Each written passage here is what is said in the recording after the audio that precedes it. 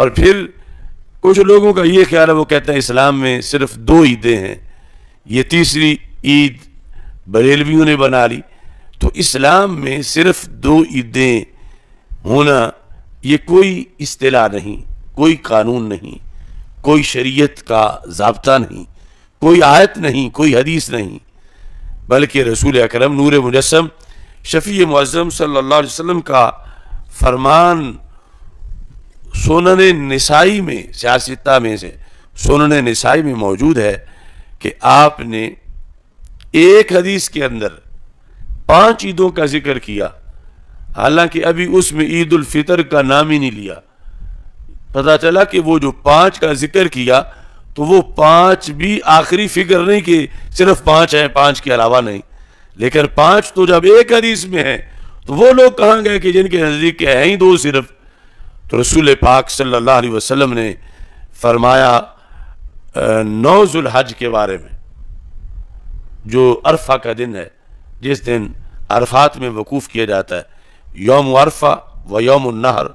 و ایام التشریق عیدنا اہل الاسلام۔ فرما 9 ذو الحج بھی اہل اسلام کی عید ہے، 10 ذو الحج بھی اہل اسلام کی عید ہے،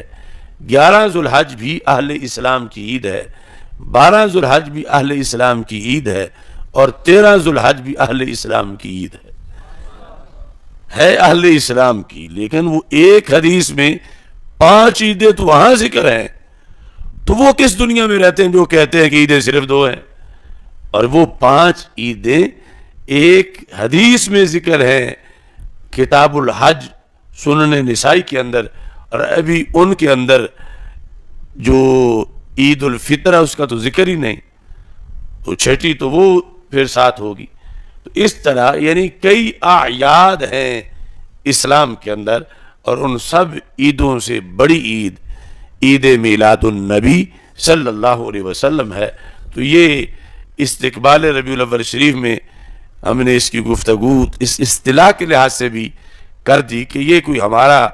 اپنا گھڑا ہوا کوئی گھڑی ہوئی ٹرم یا اصطلاح نہیں ہے، بلکہ یہ شروع سے آ رہی ہے اور اس کا ہمیشہ اہتمام کیا جاتا رہا ہے۔ دعا ہے رب ذوالجلال اس مہینے کو امت مسلمہ کے لیے زیادہ سے زیادہ برکات کا ذریعہ بنائے، اور امت مسلمہ کو اس میں عروج حاصل ہو، امت مسلمہ کی مشکلیں آسان ہوں، اور امت مسلمہ کے لیے رب ذوالجلال اس کو خوشیوں کی ضمانت بنائے اور کامیابیوں کی ضمانت بنائے۔ اللہ تعالی ہم سب کا حامی و ناصر ہو۔ وآخر دعوایا ان الحمد للہ رب العالمین۔